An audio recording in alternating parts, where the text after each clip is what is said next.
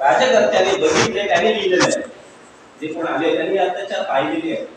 तर एका माणसाच्या गुदद्वारामध्ये तापलेली सळी घालून माणसं ठोकत होती आणि तो जनावरांसारखा ओरडत होता. एवढे प्रचंड टोकाचे अत्याचार चालू.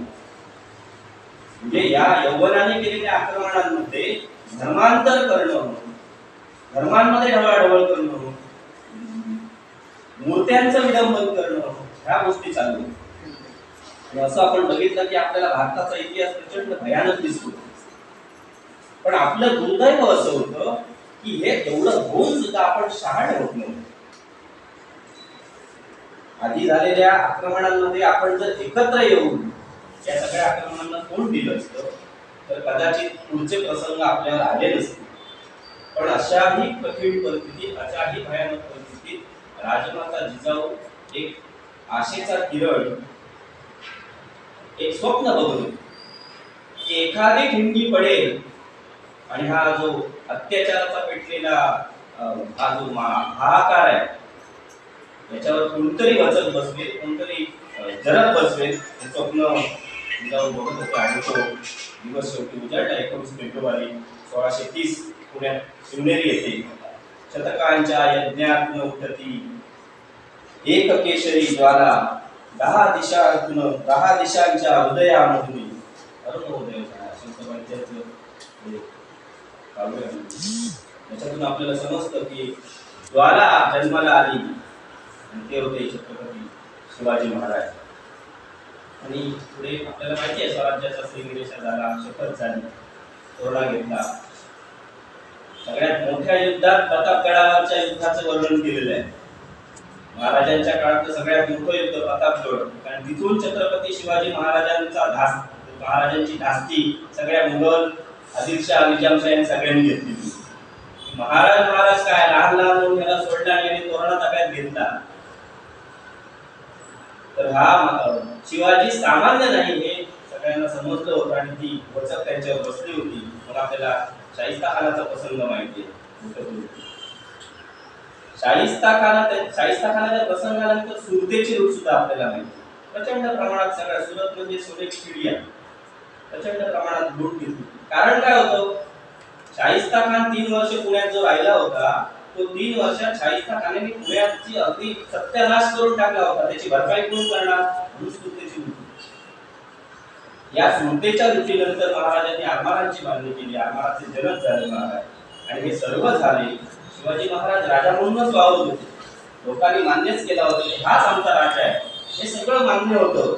पण त्या राजाला एक सार्वभौम राजा म्हणून मानता यावं, एक सार्वभौम राजा हवा, म्हणून राज्याभिषेकाचा घाट घातला.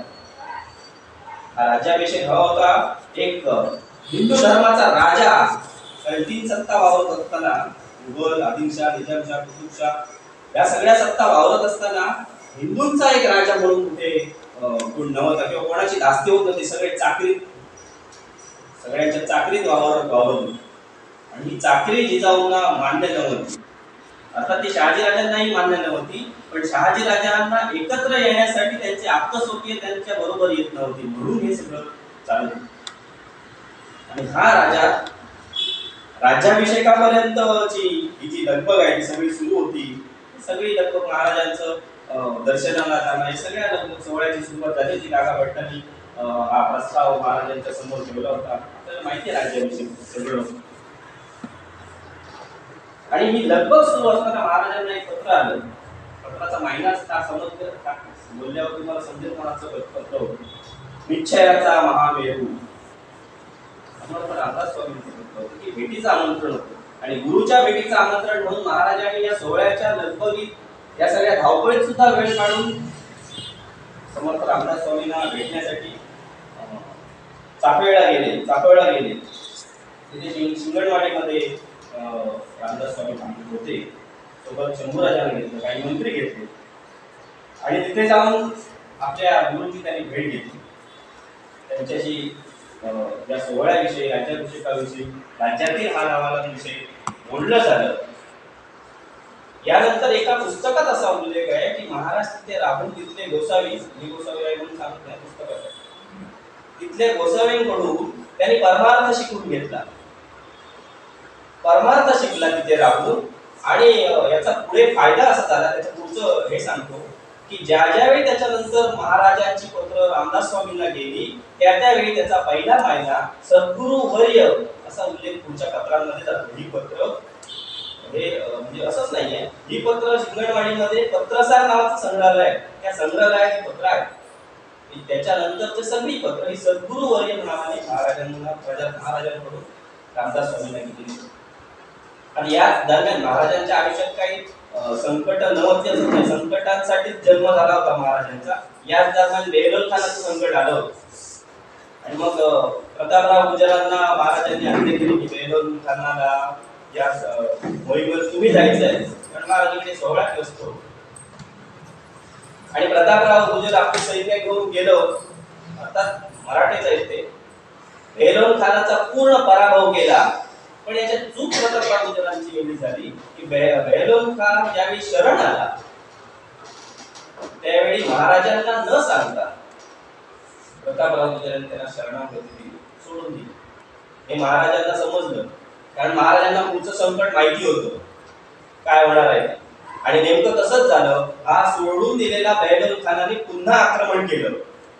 त्यावेळी प्रतापराव गुजरांनी सेवक पाठवला महाराजांकडे की आम्हाला सैन्याची गरज आहे. त्यावेळी महाराज त्यांना म्हणाले, कचाटीत सापडलेला बेहलोल खान तुम्ही सोडून दिला, एकतर त्याला कैद करायची होती किंवा त्याचा शिरच्छेद करायचा होता.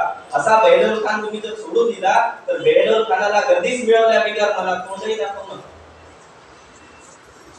प्रतापराव गुजरांना वाईट वाटलं की आपल्यामुळे स्वराज्यावर हे संकट आलं. आणि त्याच्यानंतर जे घडलं ते आपल्याला माहिती आहे. वेडात मराठे वीर दौडले 7 जणांनी धुवा उडवला बेहलोल खानाच्या सैन्याचा. पण या दुःखद घटना अशी घडली प्रतापराव गुजर महाराजांनी आणखी एक मावळा आपला या सोहळ्याच्या दरम्यान गमावला. आणि रागा भट्टांच्या मार्गदर्शनाखाली या सोहळ्याचा विधी सुरू होता. राज्याभिषेकाची तयारी सुरू झाली होती. रागा भट्टांनी यासाठी एक विशेष विधी ग्रंथ लिहिला होता, राज्याभिषेक प्रयोग म्हणून. हा विधी ग्रंथ असा होता की कोणत्या विधीनंतर कोणते विधी करायचे याचे एक क्रम होते, क्रमावली होती, नियमावली होती. त्याच्यानुसारच हा विधी करायचा. महाराजांनी प्रतापराव गुजरांच्या ऐवजी हंसाजी मामा मोहिते यांना सेनापती म्हणून निवडला. त्यांना भिराव हा त्यांचा किताब आहे. आता गंमत इथे अशी होती की हा सोहळा करण्याच्या अगोदर मुंज करावी लागते. आणि महाराज आता वयाने मोठे होते, मुंज करावी लागते. पण महाराज काही या विधीला मागे सरले नाही, त्यांनी मुंज करून घेतली. विधीप्रमाणे अगदी आनंदाने करून घेतली. लग्न सोहळा करायचा होता. महाराज म्हणाले माझं आधीच झालंय, आधीच 7-8 बायका आहेत, त्याच्यावर पण उपाय होता की ज्या आहेत त्यांना घेऊन पुन्हा लग्न विधी. हे सगळे विधी करत असताना, धार्मिक विधी करत असताना कोणताही अडसर न आणता, कोणताही किंतु परंतु न बाळगता महाराजांनी हे विधी पूर्ण केले. 6 जून 1674 ज्येष्ठ त्रयोदशी शके 1596 पहाटे दिवस उजाडला. आणि सर्वसामान्यातून वरती गेलेला, सर्वसामान्यांना हाताशी धरून, गरिबांना हाताशी धरून मोठा झालेला, सगळ्यांच्या मनात कोरलेला प्रजाहित दक्ष राजा म्हणजे छत्रपती शिवाजी महाराज यांना राज्याभिषेकाचा अमृत येऊन देतला. त्या राज्याभिषेकात इंग्रज कुतुबशा आदिलशाह होते, पण जो महाराजांचा राज्याभिषेक होऊ नये म्हणून जो कटकारस्थान रचलं होतं, ते सांगणार आहे नंतर कोणतं कटकारस्थान. त्या औरंगजेबाचे दूत सुद्धा या राज्याभिषेकाला उभे होते. झाला राज्याभिषेक सुरू झाला, चौघडे वाजायला लागले, दुदुंबी निनादत होत्या, प्रचंड कल्लोळ, प्रचंड आनंद. रायगडावर सगळ्या लोकांचा लोक प्रचंड खुश होते की आमचा शिवबा राजा होणार, अगदी प्रमाणित गुन्हे. प्रवेशद्वारावर रायगडावर 2 मोठे हत्ती पण ठेवलेले होते. तो इंग्रज हेनरी ऑक्झिंडन आला, त्याने बघून म्हणे एवढे मोठे हत्ती रायगडावर आणले कसे. तो अचाट झाला महाराजांचं हे सगळं भव्य दिव्य पाहून, सगळं जगमगाट झालं. सगळे विधी झाले. राजांनी जिजाऊंचं दर्शन घेतलं, कारण आता राजसिंहासनावर महाराज विराजमान होणार होते, सिंहासनाधीश्वर होणार होते. सिंहासनाकडे गेले, सिंहासनाला वंदन केलं, विराजमान झाले, पुरोहितांनी त्यावर छत्र धरलं आणि आपला राजा छत्रपती झाला. शिवाजीराजे अभिषिक्त राजे झाले. आता हा राज्याभिषेक म्हणजे काय होतं? एका अंधारमय युगातून आणि प्रचंड प्रतिकारातून निर्माण झालेलं हिंदूंचं एक सार्वभौम राज्य, हे राज्य उभं करणारा राजा होता शिवाजी. या शिवछत्रपतींच्या राज्याभिषेकाविषयी एक कृष्णाजी अनंत सभासद यांची सभासद बकर आहे. त्या सभासद बकरीत राज्याभिषयी खूप छान वाक्य मला सापडलं हे सगळं शोधत असताना. त्यात ते असं म्हणतात की या युगी पृथ्वीवर लेंच बादशाह, या युगी पृथ्वीवर लेंच बादशाह हा मराठा पातशाह एवढा छत्रपती झाला, ही गोष्ट सामान्य झाली नव्हे. ही सामान्य गोष्ट नाही हो. बघा ना, एवढ्या चाकरी करणाऱ्या एखाद्या राजाच्या पोटी जन्माला आलेला मुलगा तो राजा होतो, छत्रपती होतो, सिंहासनाधीश्वर होतो आणि त्याच्या राज्याभिषेकाला सगळ्या जी संस्थान आहे, जे राजा आहेत त्यांचे दूत येतात. याच्यापेक्षा सन्मानाची गोष्ट काय असेल? त्या राज्याभिषेकानंतर महाराजांनी जी आपल्या सोबत ज्या गोष्टी होत्या त्या सगळ्या अधिकृत केल्या. त्यात पहिला आहे भगवा झेंडा, जो महाराजांनी अधिकृत करून टाकला की हा मराठ्यांचा स्वराज्याचा झेंडा आहे, तो म्हणजे भगवा झेंडा. राजमुद्रा अधिकृत केली. अष्टप्रधान मंडळ अधिकृत केलं. अष्टप्रधान मंडळ अगोदरपासून होतं, पण ते त्या दिवशी अधिकृत झालं. त्याला मी एसओपी म्हणेन, एक अधिकृत झालं, स्टँडर्ड ऑपरेटिंग प्रोसिजर. कारभार कसा स्टँडर्ड रीतीने चालवायचा, सुयोग्य रीतीने चालवायचा, याच्यासाठी अष्टप्रधान मंडळाची निर्मिती झाली. आता महाराजांवर काही फक्त घोडदळ पायदळ याचेच आक्रमण होत नव्हती, तर महाराजांची दूरदृष्टी एवढी होती. महाराजांच्या लक्षात आलं की आपल्यावर सांस्कृतिक आणि भाषिक आक्रमण होत आहे. आपले जे व्यवहार चालू आहे त्याच्या प्रचंड फारसी शब्द आहेत, किल्ले वजीर हे शब्द आहेत. मग महाराजांनी राजकोष तयार करून घेतला, त्याच्यातले हे फारसी शब्द काढून टाकले आणि संस्कृत शब्द त्यात आणले. म्हणजे किल्लेला दुर्गा आला, वजीरला पंतप्रधान आला, असे शब्द त्यांनी पुन्हा त्यात घेतले. म्हणून आणि त्या दिवशी राजा पहिला राजव्यवहार कोश, शब्दकोश तयार करणारा राजा ठरला. कोश निर्मिती झाली, नाणी काढून घेतली, तांब्याची आणि सोन्याची. तांब्याची नाणी होती त्याला शिवराई म्हणत आणि सोन्याची होती त्याला होल असं म्हणत. आणि त्यानंतर शिवराज्याभिषेकानंतर राजांनी शक ही संकल्पना सुरू केली.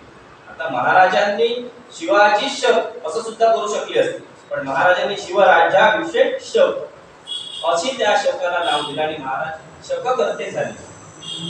इथे पण महाराजांची एक वृत्ती दिसते, ती म्हणजे राष्ट्र प्रथम. आपलं राष्ट्र आधी आहे आणि त्याच्यानंतर आपण आहोत.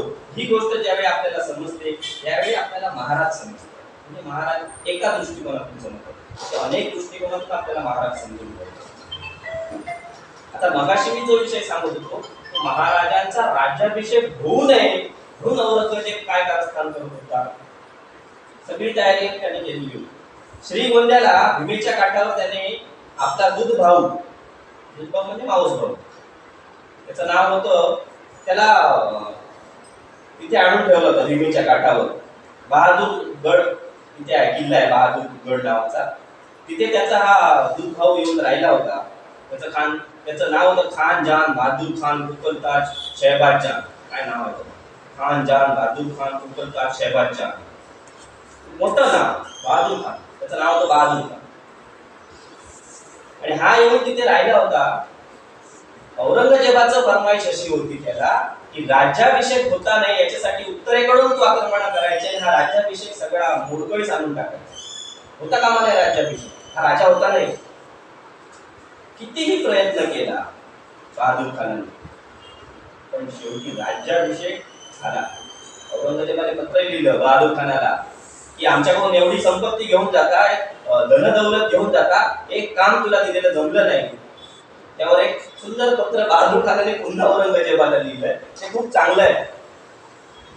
त्यात तो असा लिहितो, हुजूर मैंने बहुत कोशिश की, मी उत्तरेकडून प्रचंड प्रयत्न केले, पण बहुधा खुदाचीच इच्छा असावी शिवाजी छत्रपती व्हावा. बहादूर खानाला हे जमलं नाही हो. महाराजांकडे राज्याभिषेक झाला त्यावेळी महाराज प्रचंड भूसंपादन केलेला राजा होता, प्रचंड धनदौलती, प्रचंड सैनिक होतं महाराजांच्या.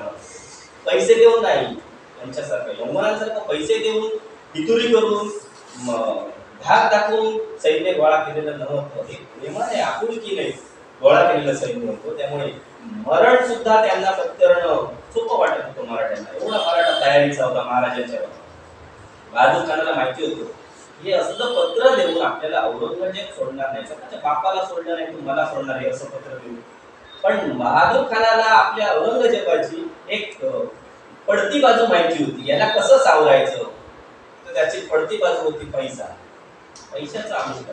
आणि बहादूर खानाने त्या तिथल्या भीमेच्या काठी येईपर्यंत जो काही पैसा गोळा करून ठेवला होता त्याचं पत्र लिहून औरंगजेबाला पाठवलं की लवकरच मी तुम्हाला 1 कोटी नगद रक्कम, 1 कोटी आणि 200 दक्षिणी घोडे आणि त्याच्यावर लादलेलं साहित्य, 200 घोड्यांवर हिरे जवाहरात, हे सगळं मी तिकडे पाठवत आहे. बादशाहला पत्र, बादशाह खुश झाला, लवकर पाठवा, लवकर पाठवा. अर्धा राग बादशाह खाली आला, बादशाह शांत झाला. पण ही बातमी बहादूर खानाकडून औरंगजेबाकडे पोहोचायच्या अगोदर ही बातमी बहिर्जी नायकांकडून छत्रपतींना संबंधी महाराज रायगडावर. आणि त्यावेळी आपले सेनापती होते अंबिराव मोहिते. महाराज म्हणाले, अंबिराव, बहादूर गडावर नगद आहे, 1 कोटी नगद आणि 200 दक्षिणी घोडे. काही ठिकाणी 200 आणि 400 घोडे सुद्धा आहेत. आपण 200 धरून चालूया, कारण ग्रंथ वेगवेगळ्या प्रत्येक पद्धतीने आपापला लेखक लिहितो. आपण विचार घ्यायचे आहेत महाराजांचे. आपण 200 घोडे धरूया, 200 दक्षिणी घोडे आणि त्याच्यावर लादलेली सगळी संपत्ती त्या घोड्यावर. अंबिराव मोहिते म्हणाले, जातो. किती सोपं संभाषण आहे. आता बघतो, आता पाऊस आहे, मग हे आहे, कारण नाही. महाराजांचा अभ्यास केल्यानंतर आपल्याला हे समजतं की आपण जर कारण देत असू तर आपण कुठचीही गोष्ट साध्य करू किंवा त्याच्या शेवटापर्यंत पोहोचू असं होऊ शकत नाही. काही जणांचा मला फोन आला की सर तुम्हाला महाराजांनी बोलायचं. मी काही एकाच पायावर तयार असतो, फक्त कौटुंबिक अडचणीमुळे मी सरांचा आणि अर्धा दिवस घेतला. सर अर्धा दिवस मला त्या तरी पण ते सगळं करता मोठा घरातला असल्यामुळे मला ते पूर्ण केलं. मग सरांना करून सर मी आहे, कारण माझ्या आवडीचा विषय आहे, महाराज खूप जवळचे विषय आहेत. कारण दिलं नसतं, कारण दिलं नाही. अंबिराव मोहितेने कारण दिलं नाही. जातो, मोहिमेवर जातो. आता मोहिमेवर जातो ठीक होतो, पण त्यावेळी बहादूर गडावर 35,000चं सैन्य होतं आणि रायगडावर काही नव्हतं. काही नव्हतं. गेले होतं सैन्य. आत्ताच राज्याभिषेक झाला होता, सगळे आपापल्या कामाला गेले होते. पावसाळ्याचे दिवस होते, शेतीच्या कामासाठी सगळं सैन्य शेती करून पुन्हा रायगडावर परतणार होतं. मग काय करावं. 35,000च्या सैन्याचा जर सामना करायचा असेल तर निदान 50,000चं सैन्य हवं आपल्याकडे, तर आपण तेवढं सामना त्यांचा करू शकू. मग आता काय करायचं. आपल्याकडे दंगल झाल्या किंवा आणीबाणी झाली त्यांनी, आपलं राज्य बघा, राज्य राखीव दल येतो. म्हणजे राष्ट्राची पोलीस जी तैनात ठेवली असते आपली कुमक, ती येते. संकल्पना आता नाहीये, महाराजांच्या काळात आहे. महाराजांच्या काळात रायगडावर 10,000 सैनिक, रिझर्व्ह फोर्स 10,000 सैनिक होते रायगडावर, ते रिझर्व्ह फोर्स म्हणून ठेवले. पण 10,000 सुद्धा 35,000ना पुरेसे नव्हते असं वाटतं. पण एक सैनिक जर आपण म्हटलं की 35,000 बहादूर खानाचे सिंह आहे तर आमचे 10,000 मुसिंह होते, तसे ते उरलेच पुरून. अंबिराव मोहितेने याची विभागणी केली. 10,000 सैन्यातलं 1,000 सैन्य रायगडावर ठेवलं, 9,000 सैन्य आपल्यासोबत होते. त्या 9,000 सैन्याची पुन्हा विभागणी केली. 7,000 सैन्य त्यांनी सरदाराकडे दिलं आणि 2,000 स्वतः सोबत घेतले. सरदार म्हणाले, अंबिराव मोहितेने करायचं काय आहे, घेऊन जाऊन करायचं काय. म्हणाले, सांगतो, फक्त हुलकावणी द्यायची आहे. कुठे. तुझं 7,000चं सैन्य घ्यायचं, रायगड पुणे सोलापूर करून रायगड पुणे सोलापूर न जाता पुण्यातून नगर मार्गे रांजणगावला शिरूळ नगर करत वर यायचं श्रीगोंद्यात. म्हणजे बहादूरगडाच्या बाजूलाच, पण मार्ग दुसरा. आणि हंबीरराव मोहिते ते म्हणाले मी जाणार रायगड पुणे सोलापूर करून श्रीगोंद्याच्या अलीकडे करकुंगा नावाचं गाव आहे, त्या गावात जाऊन राहिले. आणि बहादूर गडाच्या जवळ म्हणजे ते समजतंय.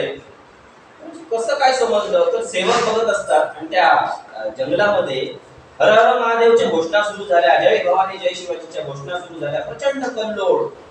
बहादूर गडाचा एक सेवक धावत आला, हुजूर वो आए है. कोण?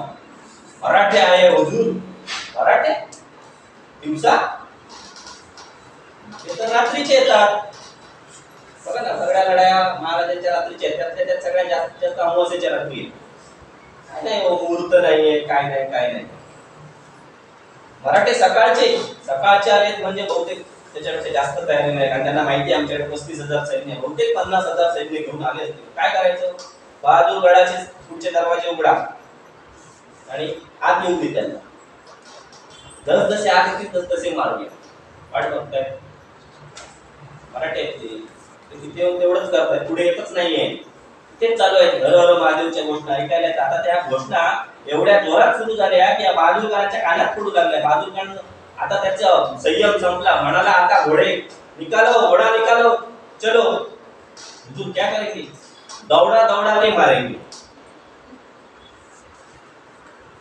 आणि 35,000ची फौज घेऊन हा बहादूर खान तिथून निघाला. बरं 2-3 कोणतरी ठेवायचे तिथे, फक्त वाचून गेट पण ठेवले आणि या 35,000चं सैन्य काढून बाहेर निघाला. ते 7,000 हे 35,000 प्रचंड वेगाने निघाला. तिकडून त्यांची फौज येते, यांची फौज आमने सामने येणार, तलवारी काढणार. तोपर्यंत हंबीरराव मोहितेने आदेश दिला, युटर्न, मागे चला. सगळे घोडे मागे फिरले, हे त्यांच्या मागे धावत आहेत. जरासा पुढे गेला आणि बहादूर खानाने सगळ्यांना रुक जा, भाग गए मराठे, डर के भाग गए, चलो पीछे. त्याला आनंद वाटला. काय घाबरले रे, 7,000 आहेत, आम्ही उगाच घाबरत होतो 50,000 असतील, 7,000 होते. पुन्हा मागे आला. मागे येतोय तो मागच्या सेवकाने पुन्हा पुढे येऊन सांगितलं, हुजूर वो फिर आ गए. पुन्हा बघतोय तर पुन्हा येत आहे. चाललंय काय म्हणून पुन्हा म्हणाला आता सोडायचं नाही, आता मारायचं. पुन्हा ही 35,000ची फौज, त्यांची 7,000ची फौज. पुन्हा आमने सामने, पुन्हा आता वाटतं आता लढाई होईल. तलवारी काढल्या गेल्या, पुन्हा हंबीरराव युटर्न, भागो. 2-3 महिने आता मात्र हे असं असतं काही असं नसतं बाबा. असं लहान मुलांसारखं नाही करायचं, भागो असं नाही. खेळायचं तर खेळायचं व्यवस्थित, होय ना, असं नाही पळायचं नाही. असं पुन्हा मागे येतोय तोपर्यंत एक सेवक, हुजूर वो फिर आ गए. आता मात्र बहादूर खान चिडला. कसा बहादूर खान? ज्याचा पेचा न. आता म्हणाले की तिथे जातील तिथे हे करून मारायचं, सोडायचं नाही, आता सोडायचं नाही. आणि सगळ्या फौजेनेची बहादूर खान त्यांच्या मागे जो निघाला. मराठे पुढे, मराठ्यांचे घोडे होते. मराठ्यांचे घोडे भारी का माहितीये? मराठे काय करायचे? रात्री मुघलांचे घोडे चोरायचे, त्यांच्या स्पर्धा लावायची. त्याच्यात पहिले येतील ते घोडे आपल्याला ठेवायचे आणि बाकीचे घोडे त्याच मुघलांना परत विकायचे. म्हणजे सगळ्या ऑडी मर्सिडीज सगळ्या मराठ्यांकडे आणि सगळे अल्टो बिल्टो सगळे मुघलांकडे. कसे मिळणार घोडे? कुठे मिळताय? मुघल मागे मराठे पुढे, मुघल मागे मराठे पुढे. हे जवळजवळ सगळं येईपर्यंत पुणे येईल हो आता. आणि बहादूर खान बघतोय तर आता ह्यांच्या तुकड्या झाल्या. 3,500 इकडे, 3,500 इकडे, 7ची विभागणी. अर्धे सिंहगड घाटात, अर्धे सासवडच्या घाटात, काही जण कात्रजच्या घाटात. झालं बघेपर्यंत बहादूर खानाच्या डोळ्यासमोरून सगळे मराठे गायब. गए किधर? ढूंढो उन्हें, कहा गए? अरे बहादूर खान, या सह्याद्रीच्या डोंगरात फक्त 3च जण फिरू शकतात. एक वाघ, दुसरा वारा, तिसरे मराठे. बाकीच्यांचं काम नाही आहे ते डोंगरदऱ्यातून फिरणं. हे लहानपणी करत होते ते खेळताना, त्यांचे खेळ जे होते. मराठे गायब. त्याला समजे ना काय झालं, कुठे गेले, भाग गे. पुन्हा हा छातीवर काढून तुषारच्या महाराजांची मला बघून घालून पळून गेले. भाग गए आणि हा मागे फिरतोय. मागे बघतो तर खूप लांबवर दूर येताना याला दिसतात. पण किती हा गेला होता बहादूर खान बहादूरगडाकडून 27 मैल म्हणजे 51 किलोमीटर लांब. एवढा लांब गेल्यानंतर हा पुण्यातून ज्यावेळी तिथून निघाला बहादूरगडावरून, त्यावेळी या सरदारांनी त्याला पळवत पळवत पळवत इकडे पुण्याच्या दिशेने आणला लांब. हा जसा बहादूरगडावरून निघून तिकडे गेला तसा तिकडून हंबीरराव मोहिते 2000 सैन्य घेऊन इन. हा आउट ते इन बहादूरगड उघडा. त्याच्या आतमध्ये सगळे 200 नगर, 1 कोटी नगर, ते 200 घोडे. ते कसलं सैन्य, त्यांना थोडं बिबडं जुजवून मारलं असणार. ते सगळं ताब्यात घेतलं. ती सगळे 200 दाक्षिणी घोडे ताब्यात घेतले, ती 1 कोटी नगर ताब्यात घेतली आणि हे सगळं घेऊन हे रायगडावर बसले. बहादूर खान बघतोय तर दूर येतोय म्हणून पुन्हा जोशाने बहादूरगडाच्या दिशेने येऊन बघतोय तर बहादूरगड पेटलाय. पेटतोय प्रचंड. खरं तर मराठ्यांना त्या बहादूरगडाच्या त्या नगद आणि ह्या रकमेशिवाय अजून बाकीचं पण न्यायचं होतं, पण न्यायला जागा नव्हती म्हणून पेटवून दिला. अख्खा बहादूरगड पेटवून दिला.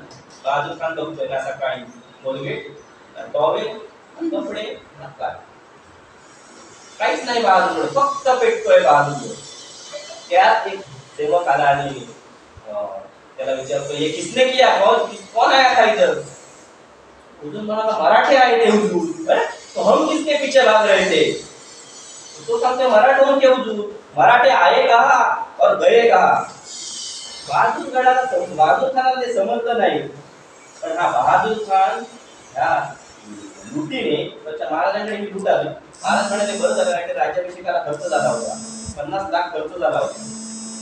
आणि ही लूट त्याने सगळं स्वराज्याचा अर्थव्यवस्था सुद्धा पुन्हा व्यवस्था आली, एक बरोबरी आली. पण हा बहादूर खान या लुटीने प्रचंड चिडला होता. स्वस्त बसणार ना. महाराजांची दूरदृष्टी बघा असायची. महाराज सुद्धा म्हणले असते ना की हा झाली लूट, बस झालं, पुरे करूया आता. पण महाराज रायगडावर बसून हे सगळं झाल्यानंतर काय करायचंय याचं नियोजन करत.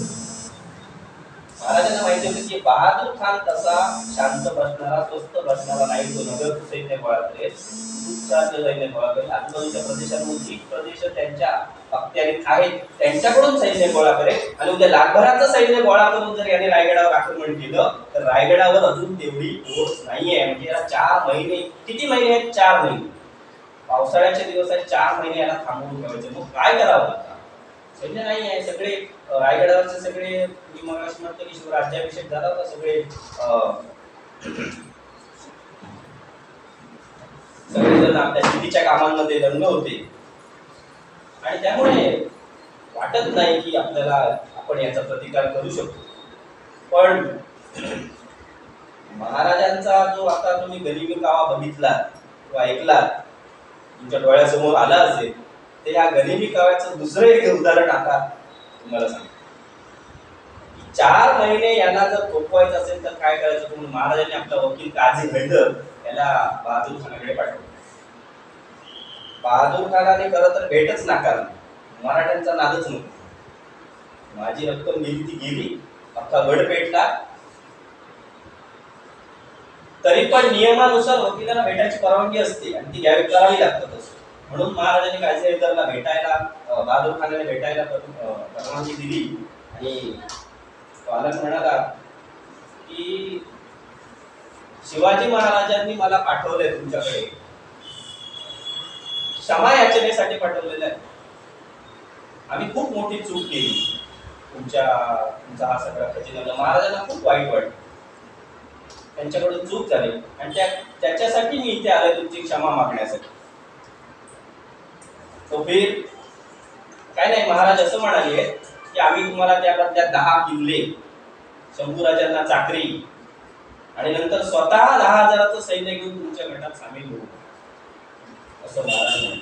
असं म्हटल्याबरोबर बहादूर म्हणाले, कुठे आहे किल्ल्याच्या चाव्या द्या. वा वा द्या. असं म्हटल्यावर बहादूर खान खुश. पण शेवटी महाराजांनी पाठवलेला वकील आहे, ते म्हणाले, हुजूर एक अट आहे, सगळं देणार, पण एक अट आहे. काय अट? तर हे सगळं आम्ही तुम्हाला देणार, याची मान्यता असलेला एक कागद औरंगजेबाकडून आम्हाला महाराजांना हवा. तो कागद मिळाला की हे सगळं तुमच्या कागद. तर बघा त्यावेळेचा काळ आहे तो, कागद पाठवायचा म्हणजे हॅलो हा आता जरा कागद मला पाठव, मग ते ईमेल करतो व्हॉट्सअप करतो, नाही. महाराष्ट्रातून आग्र्याला जाणार सेवक कागद घेऊन सांडणी स्वार, त्याला हवे 2 महिने. तिथले कागद शिक्क्यानुसार शिक्के मारून नंतर घेऊन येणार, याला हवे 2 महिने. किती महिने झाले? 4 महिने. आणि बहादूर खानाला थांबवायचं किती महिने होतं? 4. पाठवतो म्हणाला कागद घेऊन, बहादूर खानाच्या लक्षात नाही, पण ही महाराजांची नीती आहे, युद्धनीती. 4 महिन्यात हे कागद येणार होते. तोपर्यंत महाराजांनी रायगडावर 80,000ची फौज जमा करून ठेवली. आता ये म्हणाला काय, आता बघूया आता कधी पण येईल. सांडणीस्वार हे घेऊन गेले, 4 महिने गेले, शेतीची कामं आटपली, महाराजांची फौज तयार झाली, महाराज सगळ्या ताकदीनुसार तयार होते. आता 4 महिन्यांनी या बहादूर खानाने आपले वकील महाराजांकडे पाठवले, 2 वकील महाराजांकडे पाठवले. वकील म्हणाले महाराज आपले वकील आले होते. कोण वकील? कशा संदर्भात? तुम्ही तो आमचा बहादूर गडावरचा खजिना लुटला, कधी लुटला? तुमचे वकील आले, त्यांनी सांगितलं होतं ना आता की आम्ही त्याबद्दल तुम्हाला 10 किल्ले, आमची 10,000ची फौज आणि हे का देणार आहोत, आणि शंभूराजांना चाकरीत पाठवणार. शंभूराजांना चाकरीत पाठवणार एवढं म्हटल्यानंतर महाराज ताडकन उठून उभे राहिले. म्हणाले अरे काय तुमच्या बहादूर खानाने एवढा पराक्रम केलाय, काय एवढी तलवार चालवली आहे की माझा मुलगा शंभूराजा त्याच्या चाकरीत पाठवावा? हे कदापि शक्य नाहीये. तुम्ही आलात तसे निघाले तर अपमान पावा. मान खाली घालून जावं लागेल. बहादूर खान म्हणाला अरे पुन्हा बसवलं. आता औरंगजेबाला तोंड काढले, बहादूर खानाने पुन्हा औरंगजेबाला पत्र दिलं की मराठ्यांनी पुन्हा आम्हाला बसवलं. त्यावेळेस औरंगजेब बादशाहचं जे पत्र आहे ना ते खूप महत्त्वाचं. औरंगजेब बादशाह असं म्हणाला की तुम्ही आमच्याकडून शाही खजिना घेऊन जाता, तुम्हाला हवे असलेले घोडे घोडदळ पायदळ सगळं घेऊन जाता, मग हा शिवाजी महाराज तुम्हाला फसवतो तरी कसा आणि तुम्ही फसता तरी कसे?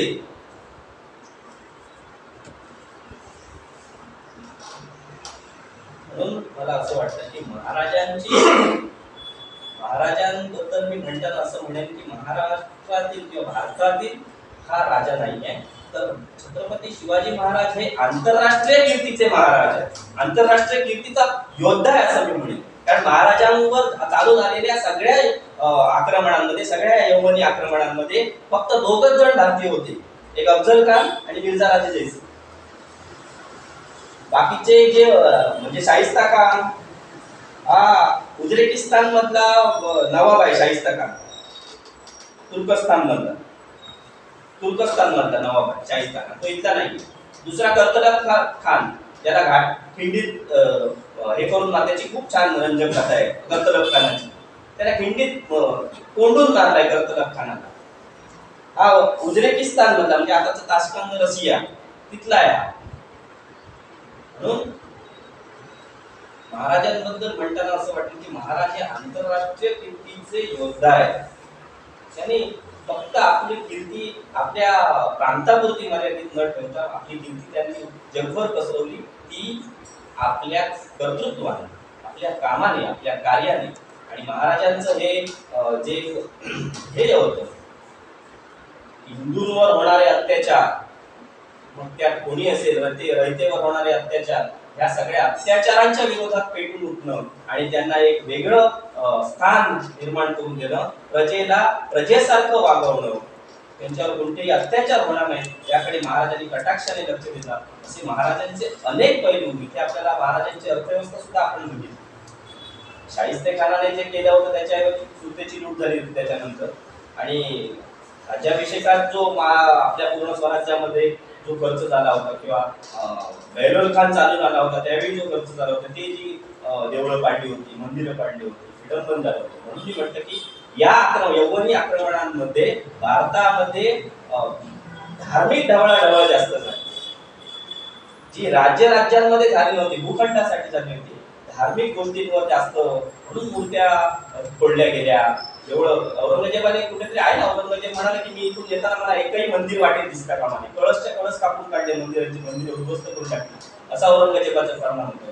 मग हे युद्ध काय भूखंडासाठी होतं, सत्तेसाठी होतं नव्हतं. त्याला धर्मांतरण करून ही सगळी मंडळी आपल्यात घ्यायची होती आणि एका धर्माच्या ध्वजाखाली हे सगळं काही करायचं होतं आणि ते महाराजांना मान्य नव्हतं. म्हणून महाराजांना न्याय देणारं एक शासन, एक राज्य असेल, स्वराज्य असेल, पण ते सुराज्य व्हावं यासाठी महाराज धडपडले. महाराजांनी ते केलं. म्हणूनच महाराजांचे हे जे विचार आहेत ते विचार आपल्याला आपल्या कृतीत ज्यावेळी आणता येतील त्यासाठी हा सगळा जागर चालला. आपल्या कृतीत हे विचार यायला हवेत, आपल्या आचरणात हे विचार यायला हवेत. मग कोणते विचार? कितीतरी विचार. तुम्ही ज्या वेळी एखादी गोष्ट करत असाल, तुम्ही कचरा टाकत असाल, त्यावेळी महाराज तुमच्या डोळ्यासमोर आहे. तुमच्या परीक्षा असतील, तुम्हाला भीती वाटत असेल, तुम्ही तुमच्या डोळ्यासमोर महाराजाला अफजल खानासारखा युद्ध आहे, ते एक छोटा प्रसंग नाही, युद्ध आहे. एवढ्या मोठ्या गोष्टीला सामोरे गेले. दिघे सरांचं एक खूप छान हे आहे की त्यांचं वेळेचं खूप महत्वाचं आहे. आणि मगाशी विषय आला होता नाटकाचा की 6 वाजता नाटक होतं, म्हणून 6:30ला सुरू झालं नाही, रात्री 9ला सुरू झालं. निदान मी सरांना म्हटलं की निदान महाराजांच्या बाबतीत तरी वेळ पाळा. त्यांनी जर वेळ अफजल खानाच्या वेळी पाळली नसती ना तर केवढं मोठं संकट महाराष्ट्रावर आलं. प्रत्येक गोष्टीला वेळ पाळून महाराजांनी केली आणि ते प्रचंड महत्वाचं आहे. आणि अशा अनेक गोष्टी महाराजांच्या आपल्याला महाराज वाचताना उलगडत असतात. किती वाचा महाराजांविषयी. जेवढं वाचाल तेवढं अजून वाचावं, अजून वाचावं. अरे हा प्रसंग, काही प्रसंग वाचताना एखादा छोटा प्रसंग एका वाक्यातच आहे, तो एका वाक्यात एवढा छान दिला की वाटतं हा प्रसंगासाठी एखादं पुस्तक वाचावं. असे महाराजांचे अनेक गुण. महाराज एक चांगले स्थापत्य कलाकार होते. रायगड मी स्वतः बघून आलोय. कोण गेलं नसेल तर रायगडावर जा. रायगड हे काय आहे? तिथल्या दगडांना हात लावून बघा, स्पर्श बघा. आपल्याला युद्धाची जाणीव, तुम्ही जर इतिहासावर प्रेम केलं असेल तर तुम्हाला त्या युद्धांची, महाराजांनी केलेल्या सगळ्या गोष्टींची आठवण होईल. तिथल्या दगडांना हात लावून बघितल्यावर, जगदीश्वराचं मंदिर बघितल्यावर, तिथल्या पाण्याच्या सोयी, गंगासार वगैरे पाण्याच्या टाक्या बघितल्यावर. फक्त रोपवेने जाऊ नका. रोपवे डायरेक्ट हिरकणी गुरुचावर जात.